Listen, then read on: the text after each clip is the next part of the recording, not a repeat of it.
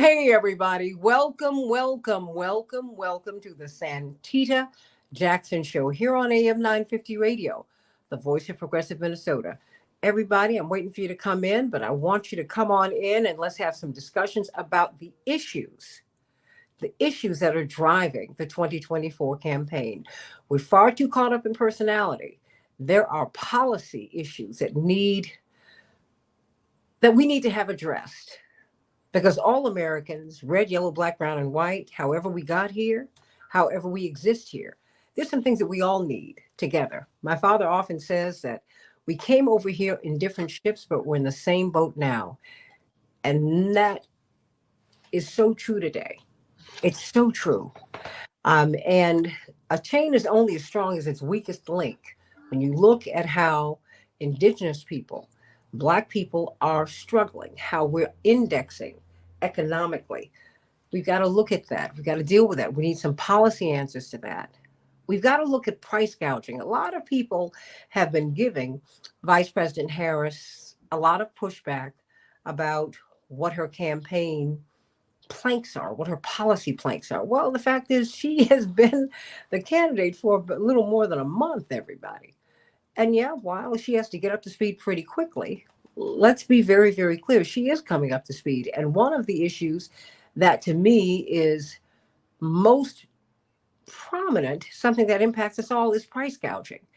We have been hearing for years how something that we've long suspected. Now the studies are showing us that corporations are arbitrarily raising their prices, not because they need to pay their workers more. They're certainly not doing that. Not because it costs more to produce the product. No, that's not true. It's just so that they can make more money. Wow. So we've got to talk about that today, and look at how we can rectify that. And then the second hour, we're going to be looking at local school boards, locally elected school boards. These are all issues that you've got to be voting on. Some of you are saying, I don't know about voting. Well, guess what? The local elected school boards, there are some things that conservatives, that the right wing have decided to target.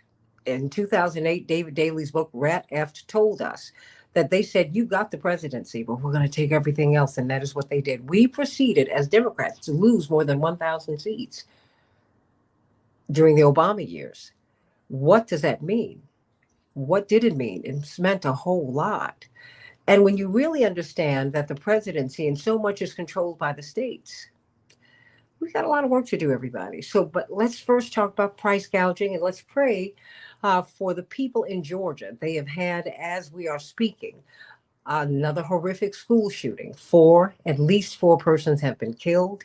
9 people at least have been hospitalized. And we'll be keeping up with that story, but let us pray about that. Yes, it's gun violence, but more than that, it's a violent spirit that is coursing throughout the land, and we've got to deal with that. Santita Jackson here on AM 950 Radio, the voice of progressive Minnesota. And I want you to go to the Santita Jackson Show YouTube channel. Like and subscribe. Like and subscribe. Hey, Bernadette. Hey, Shirley from beautiful Philadelphia. And everybody, like and subscribe. Like. Go to the Santita Jackson and Friends Facebook page.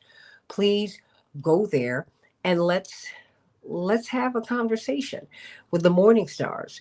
Get on over there, everybody. Come on. We're going to continue to talk. Thank you for liking. Just continue to like. Thumbs up. And of course, I am on X at Santita J. I've got someone for whom I have so much love and admiration. And I've been with her now for, oh boy, more than 20 years, but I've been following her work far longer than that. You often hear her partner, Jim Narakis, on the show from Fairness and Accuracy in Reporting. And they do such magnificent work. They really help us to understand what we're seeing when we're looking at the news. And they help us to really look at the stories, behind the stories that really ought to be covered that are not being covered. And so I listen to her podcast, Counterspin, faithfully. I get Extra, their magazine, Fairness and Accuracy in Reporting's magazine. And I want you to please support them because they support you. So everybody like and share, like and share. Thank you for putting those thumbs up, everybody. But let's talk about price gouging. This is now a lead issue for Vice President Kamala Harris. Some people, including Democrats, are horrified. They're horrified that she would want to talk about price gouging. And they're saying, what's the point? Well, it turns out a lot of people get a lot of money from these food corporations. And now we have two of the largest food chains in the United States that are looking at merging. And they're saying, well, you know what? Maybe we'll bring the prices down. Is that really going to happen? I don't think so. Janine Jackson, I've given you all the runway. You got it, because I don't think that's what they're trying to do. Kroger and Albertsons are looking at becoming the Walmart and the Amazon of the food space. That to me is absolutely chilling. As well it should be. As well it should be. And it's not our imagination, you know. I mean, first of all, Kroger's is already the biggest supermarket chain in the country. And maybe you don't have a Kroger's, you know, maybe you don't know that name, but they're also Fred Meyer, they're Harris Teeter, they're King Soopers, they're Ralph's, right? So they are the biggest supermarket chain in the country, and they are looking to buy and take over and merge with the second largest supermarket chain in the country, which is Albertsons, which is also Acme, which I grew up with, and Shaw's and Vons, and a number of other supermarkets. So if you don't know the name Kroger or Albertson, that doesn't matter. They probably own the supermarket that you shop at. And they are looking to, as you've said, become one behemoth of supermarket power. And it's, you know, I just sometimes wonder, fool me once, shame on me. Fool me 100 times? Like, at what point do we start questioning and challenging the claims that these corporations make when they say, when we merge, when we get more market power, we're going to use that to lower prices and improve quality? Well, in the case of Kroger's, there's a very legitimate question. You're already number one. If your interest was to lower prices and improve quality, why are you not already doing that? Why are you just saying, if you give us more market power, then we will drive down prices? But, you know, Santita, we don't even need our own, skepticism here, because these companies, and in this case, Kroger, as folks probably know, they're being challenged on this merger by the FTC, by the Federal Trade Commission. And in that testimony, the head of pricing, the guy who sets the prices at Kroger, acknowledged that, yes, they have been raising the prices on, in particular, eggs and milk. You can't think of more staples. Yes, they've been holding those prices higher than inflation would call for. So when we, as just regular folks and as media consumers, I'm a media critic, we read, yes, people are facing higher prices at the supermarket, but there's reasons, and the reasons have to do with COVID and supply chain shocks and inflation. And what we have here is Kroger acknowledging it's not that. It's that we get more profit when we put these prices up, and we are able to use the crises of COVID and of the supply chain shocks as cover to do what we want to do anyway. You know, there's a you and I don't know, but there's a saying that, you know, never let a good crisis go to waste. That's apparently a thing that business folks say. Wait a minute, that's Rahm Emanuel, our former mayor in Chicago. You know, and so they're acknowledging that they are not keeping these prices high because they have to survive as a business. They're doing it because they want to make more money, even as we all know that people are struggling. And so the idea that they ought to be allowed to get more market power, get more market share, and that somehow they pinky promise they're not going to keep doing that. It's bizarre. And I'll just say that I blame corporate news media in part for not exploding that myth. You know, it's not that they didn't report that Kroger acknowledged this, but we are still hearing inflation, COVID, supply chain, when we have Kroger themselves saying, no, we just want more money. But they've not been driving that point home at all. No. They barely reported on this story. And I'm not asking for them to be incredulous, as I am. I'm someone who opines for a living, right?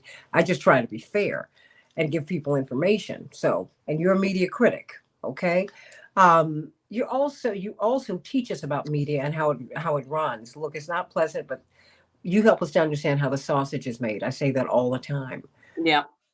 What we're looking at, they're not reporting this story, Janine. I was in the grocery store, and now it's a habit for me. I looked up and I had spent like $70. I said, let me just run in here and grab a few things. I mean, not much. I mean, just like stuff. I mean, not real shopping, just stuff. Yeah. And I was like, what, $70? Whoa, this is almost $100. How did this happen? And the cashier just shook her head. She said, ma'am,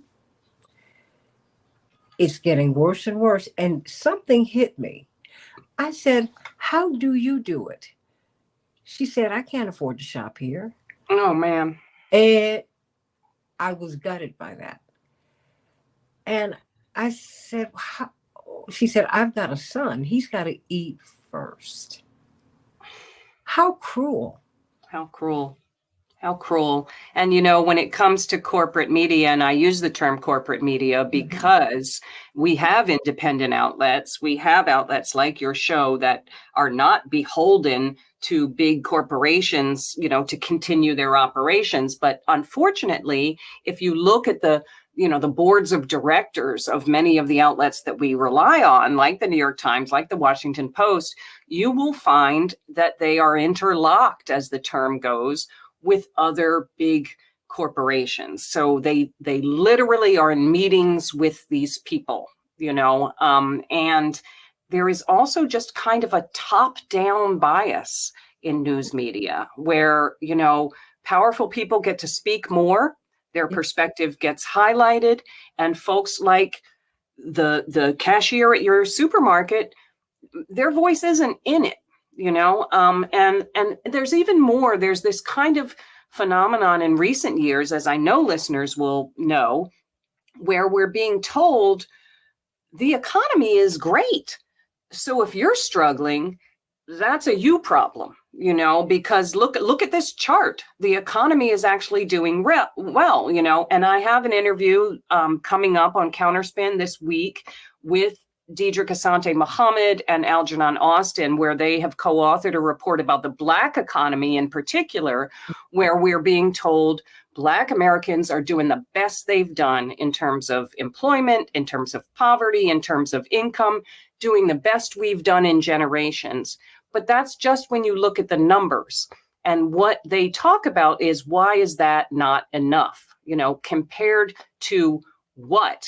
You know, you can look at these abstract numbers and they can make a kind of sense, but our lived experience is telling us, if I have two jobs and I still am not sure that my kid can go to college, well, then I'm not in glory. I'm not rising high on this tide. So we have to separate this data, this information, and talk about what it really means in terms of people's lives. And I guess I would say that's what I don't think news media do a good job at. You know, they put the numbers out there, but they don't explain compared to what.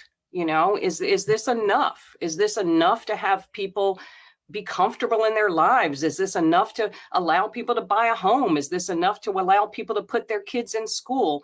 Those aren't the kinds of conversations that media have. They're much more interested in abstract data that doesn't necessarily connect to, why am I paying $9 for a dozen eggs?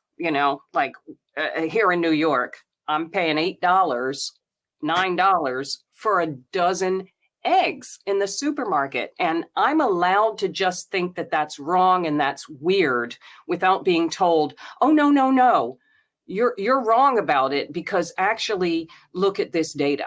The disconnect between what news media talk about and how people live is very disturbing to me. Well, and party elders, quite frankly. We're talking with Janine Jackson, the program director, Fairness and Accuracy in Reporting. I encourage you to become a member. They need your support because they give us really a true reading of what is happening in the news, if you will. One of the corrections that Jim Narekas gave me was, he said, don't call it the media, call it what it is. It's the corporate media, and they protect themselves. And I think, let me ask you this, because I think that they are doing a great job, Janine, at misdirecting.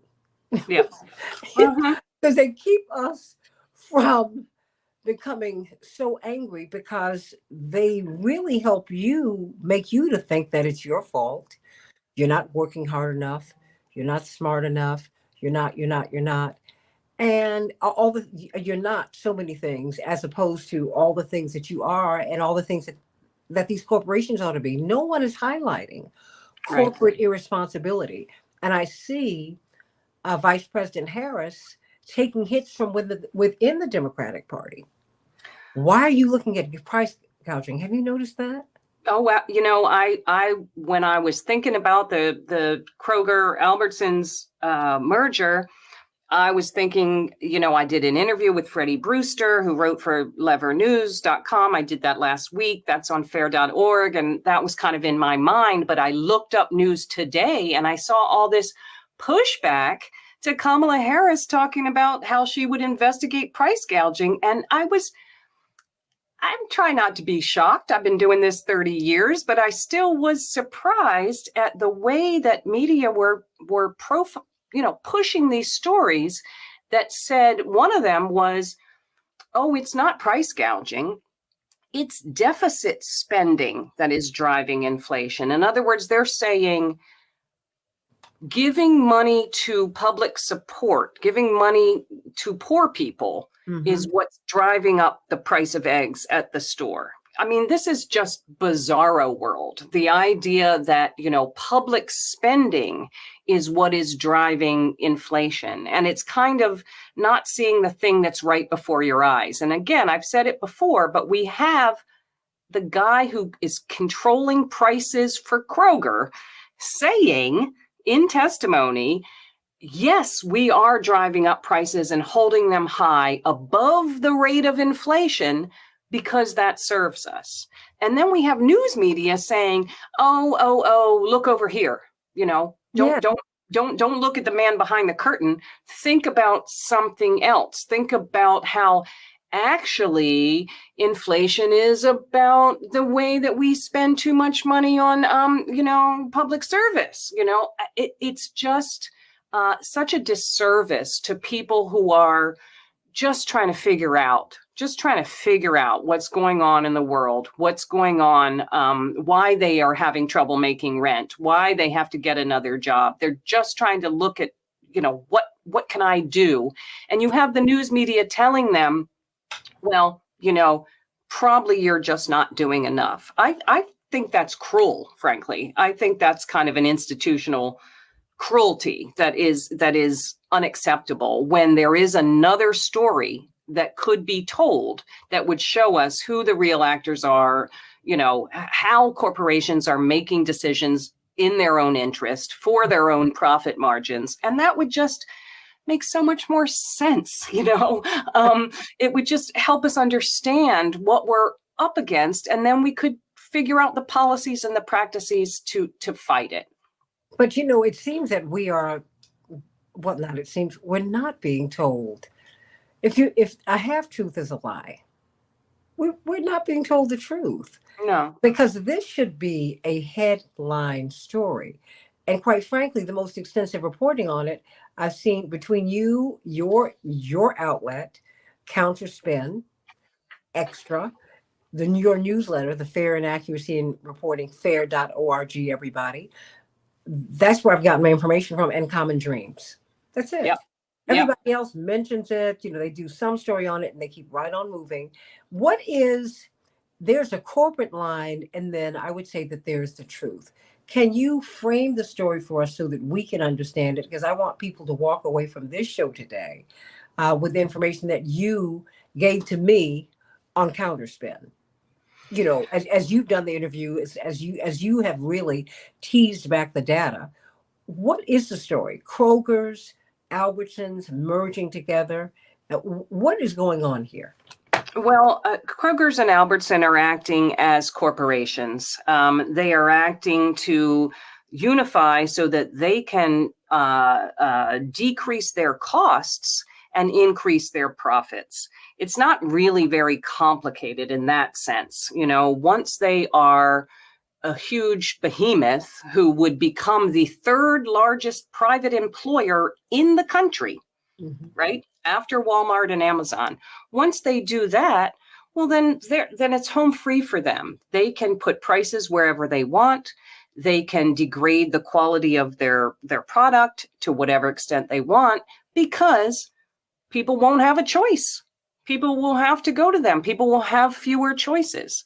So what they're doing is pretty simple. They are gaining power to gain profit, to return more profit to their shareholders. And who they hurt on the way, well, they hurt all of us, of course. But if people don't have a choice, well, then their hurt doesn't count for much. The question is, why are corporate media ignoring that or supporting that? And that, I think, is more complicated, and it has to do with, I would just say, who news media, it's who they are, of course. They are themselves corporations. And as I said earlier, they literally have dinner with these people, but also they just don't they don't have a bottom-up understanding of who they need to serve. Those of us who just shop at the supermarket and don't own it, don't have the same kind of voice. There is an understanding of news media, which is that news is what powerful people say and do. That's what news is, what powerful people say and do. And what we in independent media think is that no, news is what affects all of us, and that everybody deserves a voice, especially those who are outside of power. So if you have a vision of journalism that says that journalism is just talking to the powerful and that information kind of trickles down, well, that's very much like the corporate vision, that if corporations get power, somehow that's going to trickle down, So when Kroger's and an Albertsons say, let us get more powerful and we're going to help all of you, that's the same kind of lie as when journalists say, we're going to tell a story about powerful people, but don't worry, it's going to reflect your views too. It's just not true. And that's why we need, both smaller businesses, both, antitrust, and also independent media that actually has a bottom-up perspective and not a top-down perspective, and that genuinely values people who are not making policy, but who are affected by policy and who are living with the impacts of policy. And it's just so critical that we do that. What power do we have as consumers of corporate media? What power do we have? Because it's interesting. Janine Jackson, Fairness and Accuracy in Reporting, everybody, fair.org, that these institutions, the executive branch of government, the judicial branch of government, the legislative branch of government, and the media are four of the least trusted entities in America today. That's right. So it seems like to me that there is an opportunity for the people, if you will, to turn the ship around. It might take a long time. That's fine. But and media really concerns me because this is the only protected profession in our Constitution. That's right. But you've That's got to have a free media in order to preserve the republic. I didn't even mention how part of this FTC trial about the Kroger Albertsons merger has involved the fact that executives from Kroger's have been deleting internal emails, Yes. So the very thing that we or that journalists would use to inform ourselves about what they're doing, they're just straight up deleting those messages and saying, oops, we don't have that information. So, I wish I knew a definitive answer. I do know that we have to continue to inform ourselves without and around corporate news media. We have to go to independent and support those independent news media outlets that can even give us a window in, that are even willing to talk about, the fact that this internal testimony, Kroger is saying, yes, we are holding prices up above inflation. That can hammer that point home. And then I don't know what we do besides be in the street, talk up every time in every circumstance. I mean, obviously you write to your congressperson, and I support all of that, and you participate in demonstrations. But I think a lot of what we have to do has to be personally informing the folks in our lives and raising these questions and always asking and always challenging in every situation that we're in. Where did you get that line? Why do you believe that actually price gouging is not happening? Where did you get that line of information? Challenging, and speaking up wherever we have an opportunity. I really wish I had a better answer, frankly, for you, Santita, in terms of what's the lever that we can pull that is public power.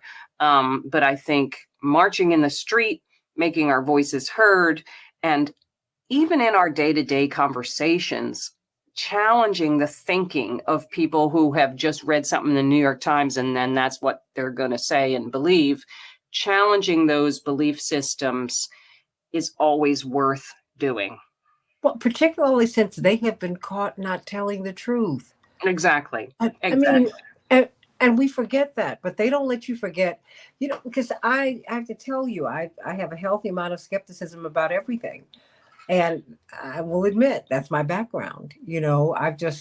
I'm not from the protected group. I'm the group that, Janine, I'll say this before you go. We were at the Democratic Convention in 1992 in New York City. Mm-hmm.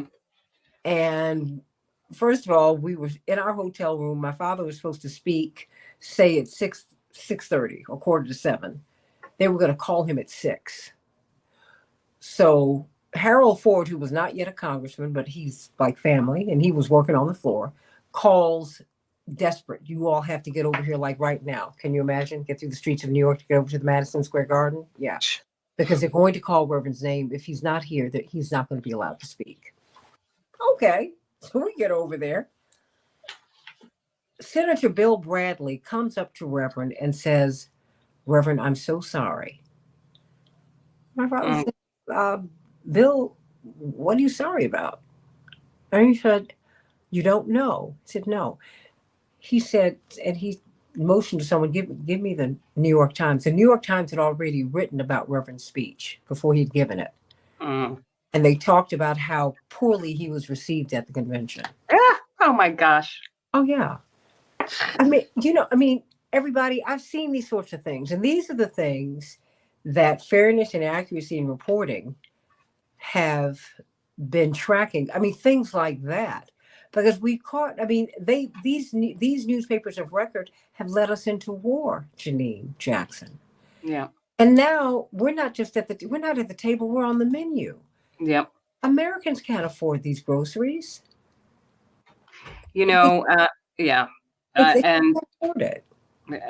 I want to just bring back one thing you said earlier that I think is super important, which was to look at these down ticket races, because that is where, when we're talking about where can people intervene, where can their voice have some meaning, if you think being politically engaged means pulling a lever once every 4 years, you're not getting it, right? Because we know that one of the ways, for example, the MAGA people are going to try to overturn whatever happens, has to do with judges, has to do with local legislators, has to do with pushing people, has to do with voter suppression. You need to get involved at the local level, state level, regional level, wherever you can, and don't underestimate the importance of those races and that level of politics. That's one thing I really want to be, before I go, I really want to be clear to say, because I don't like to leave just saying, oh, I don't know what to do, just be angry, and just inform yourself, which I do believe, of course, stay informed as a citizen. There's no substitute for that. But I do think thinking about these other elections that maybe you don't think are that important because media aren't talking about them, those elections are important. Those school board elections, all of that is important, and getting engaged at whatever level is meaningful to you is going to be meaningful. And I would really encourage people to do that, as well as supporting independent journalism. Well, thank you. Well, my takeaway from you for everything that you've said, I don't think you've emphasized powerlessness. I think you've emphasized people power. Yeah. When we decide that things are going to change, that's when they change, everybody. Janine Jackson, Fairness and Accuracy in Reporting. How can we access your podcast, Counterspin? Please go on fair.org, fair.org. You can find a list of stations, actual brick and mortar radio stations that air the show. But if you don't have one, you can also hear the show directly from our website, fair.org. And Santita Jackson, I cannot thank you enough for this opportunity. I really appreciate it. Well, I have nothing but love for Fairness and Accuracy in Reporting. You and Jim Narekas are just tops in my book. Thank you. Sending you so much love. Counterspin, everybody, and then call your radio station and ask them to put Counterspin on. Also, you can do that. That part. How about that? So, all right. I love it. I love it. Thank you, Santita. Can't wait to have you back. Have you back to talk about the Black economy. We have got. Okay, I'm here. Blessings to you, Janine Jackson, Fairness and Accuracy Reporting, fair.org. I've got Attorney Mark Fancher on deck. How you doing, Attorney Fancher? I'm doing just fine, thank you. Before because I did want to explore that because I'm concerned about monopolies and things like that, and you've got such a brilliant legal mind, you can help us with that. As we are speaking, we hear about yet another shooting in Georgia at a school. 4 people have been killed. 9 people have been hospitalized, at least 9 people. We're still trying to get details. And there's a lot of, once again, we have discussion about gun violence. And it seems to me it's deeper than the gun, right? It's like, what did my father say? It's not the bus, it's us. Because they didn't have, they didn't always have, lynch mobs didn't always have guns, but they had a lot of people and even their children on their shoulders and dogs and ropes. And that was it. That was the end of it. What does this, because we're looking at, and it seems like these schools are targets.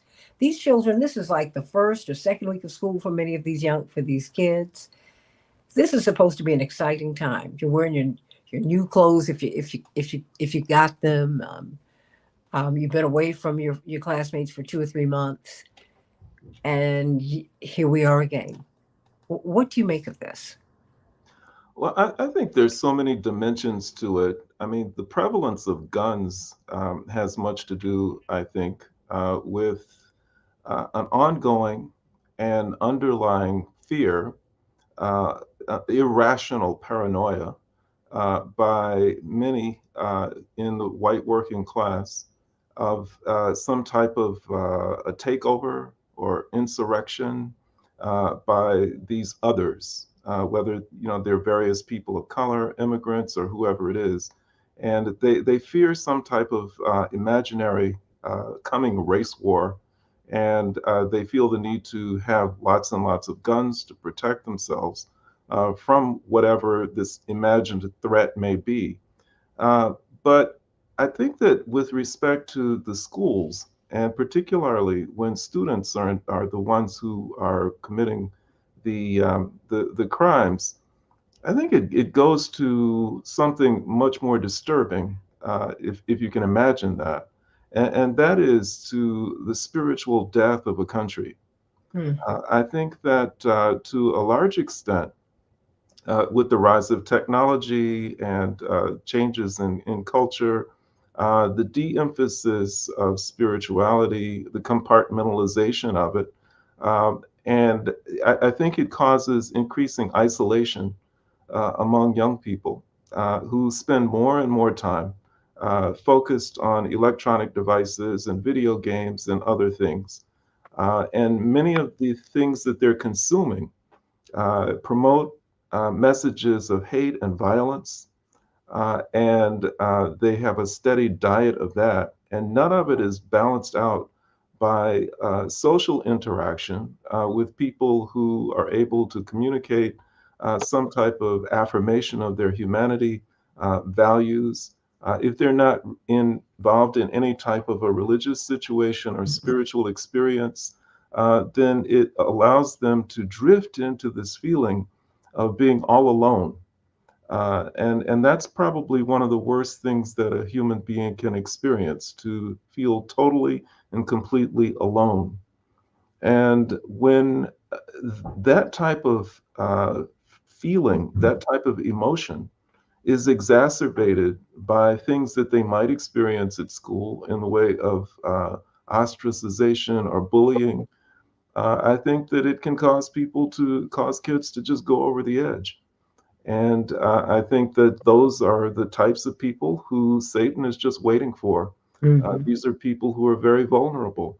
And I think that he begins to whisper in their ears all kinds of things about how they've been wronged, how they have been in some way treated badly, and how there are certain people who are responsible for that, and how those people will not get justice unless they take matters into their own hands and deliver justice on a mass scale.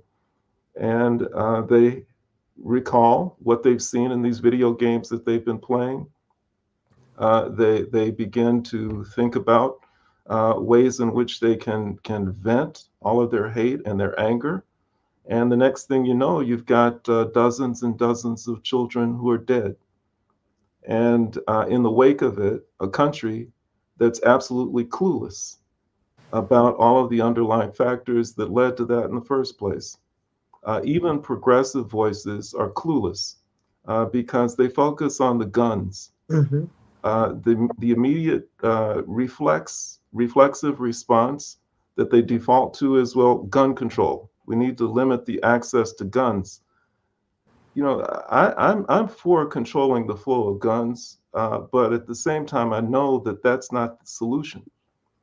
Because if a child is completely over the edge because of the social circumstances and the spiritual circumstances that they're experiencing, if they're inclined to take lives, then they'll find other ways to do it.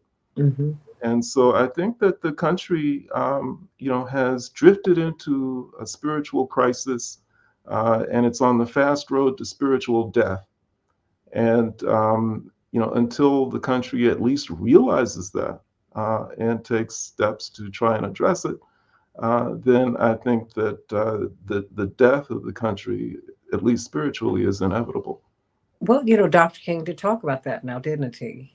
He Yes, said, it did. if you continue to drain programs that uplift humanity and fuel and fund war, um, and just increase the militarism and the racism and the classism, we are headed towards spiritual death. And wow, it's just we're here. I mean, and another kind of death. And Robert, I want to thank you because on Labor Day, there was a massacre at the CTA station in Chicago, in Forest Park, Illinois, just outside of Chicago.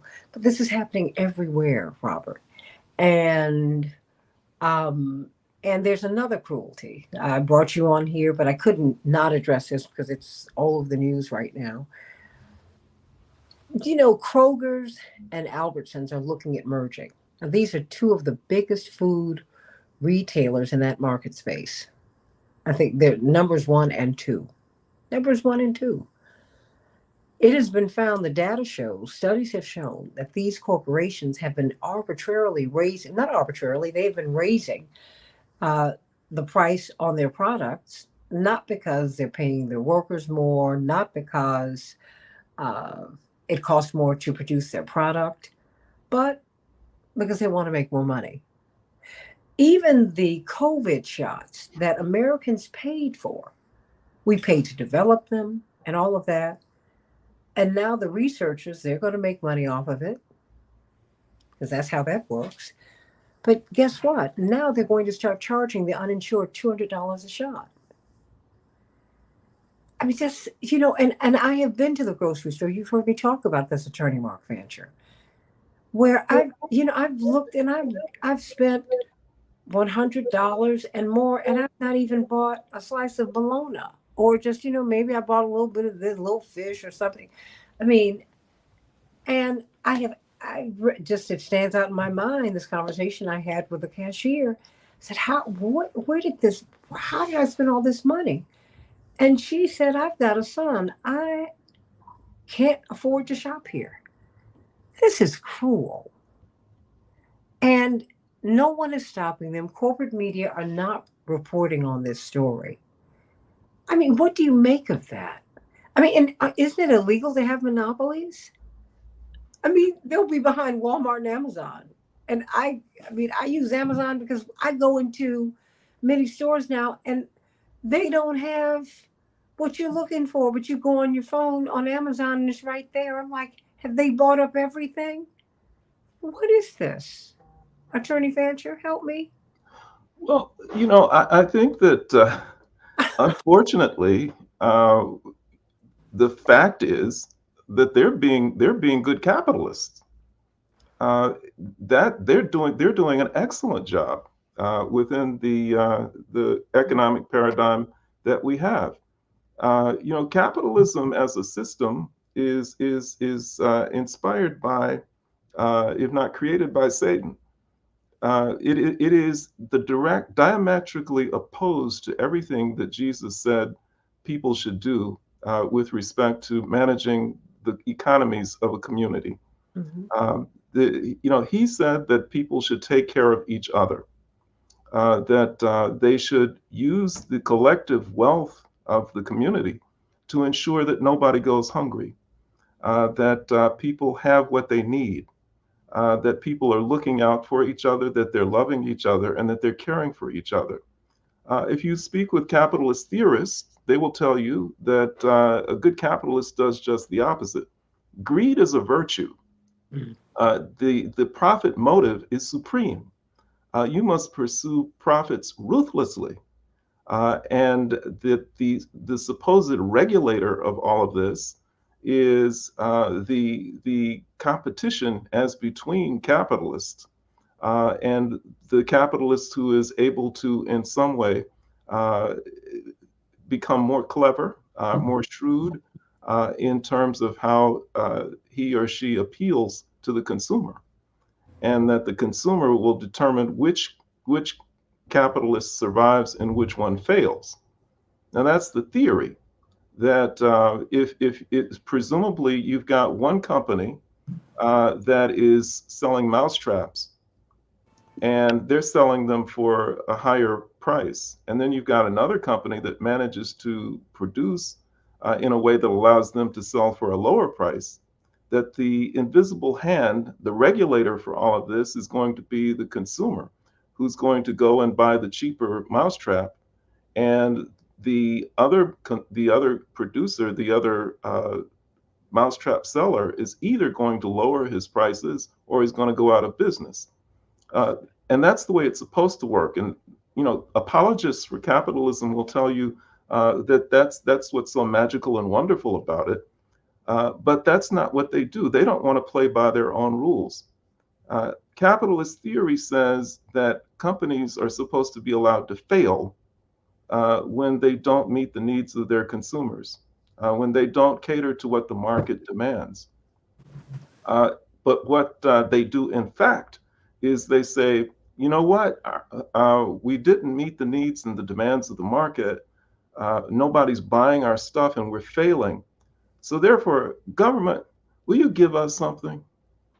Will you bail us out? Will you give us the money that we need in order to sustain our company? Or they will do what you just said, which is to combine and to establish a monopoly that basically eliminates competition and forces the consumers to pay their price with no options and no choice. And so they have it both ways. They will shout for days and days about how evil socialism is, because they say that the government's just giving handouts to these poor people who are producing nothing and don't deserve anything. But then when they need some money, when they need some effort to bail them out, then they're quick to say, well, we were just playing. We want socialism for the corporations. We want socialism for the rich, not for the Not regular people, you. not for the consumers, not for the poor. They don't get it, but we do. And so it ends up creating a really catastrophic situation for the economy and for the consumers. And so, it's just a bad thing all around. And the system itself, even if it were allowed to function as it's supposed to, compels those who are participants in it to do things which are against the interests of humanity, against the interests of people. They force people to want things that they really shouldn't want. It forces them to desire and to lust after things that they really don't need. Now, I mean, it's only in a system as stupid as capitalism, as vicious as capitalism, where you can have people who will jump over obstacles in order to buy something called My Pillow from some idiot who supports Trump. It's just a pillow. It's a stupid pillow. But because he says that it's a special pillow that's going to give you the best night's sleep you've ever had, we're trained like trained dogs to go running after this stupid pillow that we could pick up for less at Walmart or some other or Kmart or some other place. We pay for it. I mean, it's only under a stupid system like capitalism that someone can, with a straight face, get on television and tell men, men, you want to wear your shirt untucked, but you are buying shirts that require that you tuck in your shirt. I've got a new shirt that I've been working years to develop called the Untuck It shirt, where you can pay a little bit more money for this shirt and you can wear your shirt tail out. Now, people will go and pay extra money to buy a shirt when they could easily go into their closet, put on any shirt that they want, and let their shirt tail hang out. Uh, and then to show you how stupid capitalism is and how it makes us stupid is that now they're marketing a shoe that you don't have to bend over and put on and tie.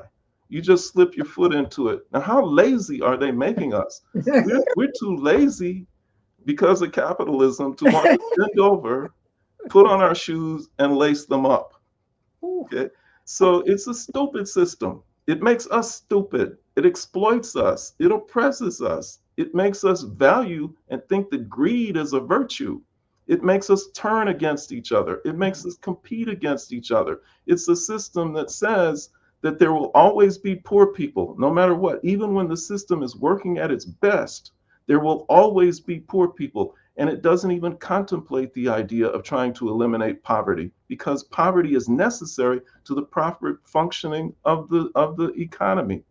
It's a system that tells you that there are going to be booms and there are going to be busts. There are going to be times when things are going well and times when we're in recessions and in depressions. And guess what? We know that and we don't care because that's the way the system is supposed to function, as opposed to sitting down like reasonable people and saying, let's plan the economy so that we don't go through booms and busts, so that there's prosperity all the time, so that everybody's needs are taken care of, and so that we don't have class conflict, and so that we don't have poverty and all of these problems that afflict our communities.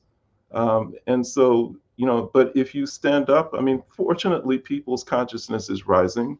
And I know that when I was in college, if I dared to say I was a socialist, I had to whisper it because the anti-socialist sentiment was so strong. I mean, you were considered to be deranged or insane if you opposed the capitalist system. At least now, when I speak to college students and I mention socialism and that I'm a socialist, people just kind of shrug their shoulders and say, "So isn't everybody?" So, I think that we're growing in our consciousness, which is a good thing. And inevitably, we'll eliminate some of these problems that we've been talking about this afternoon.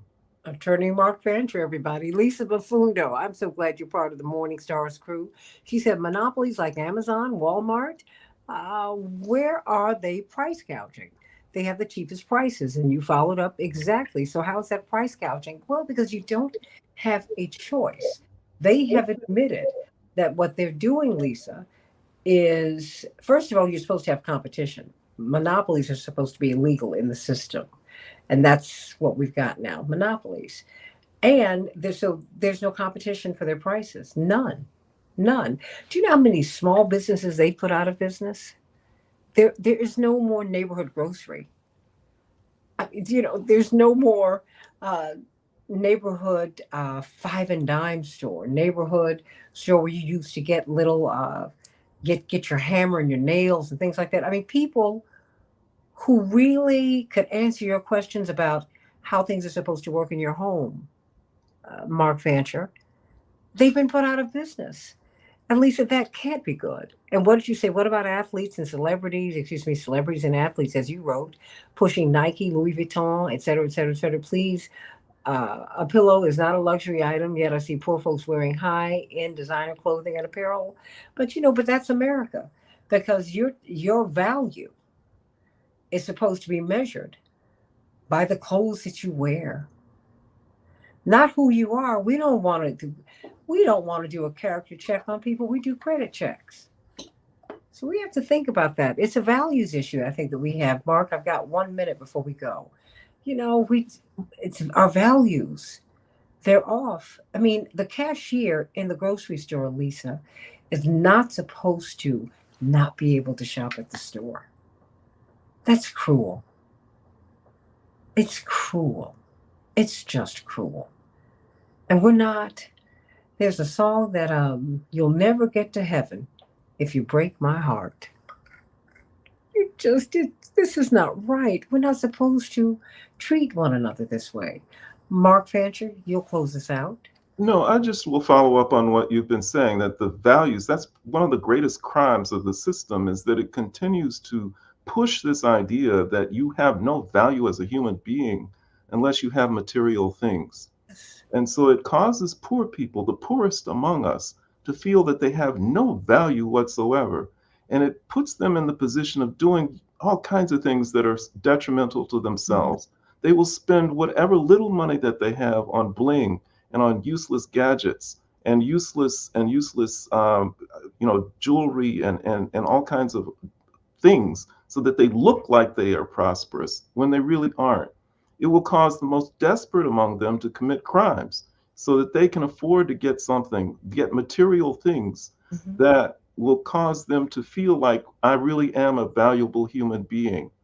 This is criminal to make people feel that way, that they're worthless if they don't possess the material. We need a society that lets people know that as long as you're spiritually connected, material things are of no use and no value. Amen to that. We have to get back to that. Remember, we are spiritual beings having a human experience. We have to do that, and we have to respect that. What we're doing right now is just not right. Would you say, Lisa? You agree with that? I mean, I hear you, and keep on asking those questions, because steel sharpens steel. You're helping us to grow. In this next hour, let us talk about down ballot voting. If price gouging matters to you, you need to vote about it. You've got to vote about it. You have an opportunity to do that. But what about our local elected school boards? The right wing made a decision when President Obama, quite frankly, before he was elected, but they were quite conscious about it when he was elected. They said, you can have the presidency, but we want everything else. And Democrats proceeded to lose more than 1,000 seats. Took their eyes off the ball, and we've been paying for it ever since. And the cultural battleground in America today, in so many cases, are our elected school boards. What will our children learn? What kind of resources will they get? Let's talk about this in the next hour of the Santita Jackson Show. If this matters to you, you need to run for your local school board. How about that?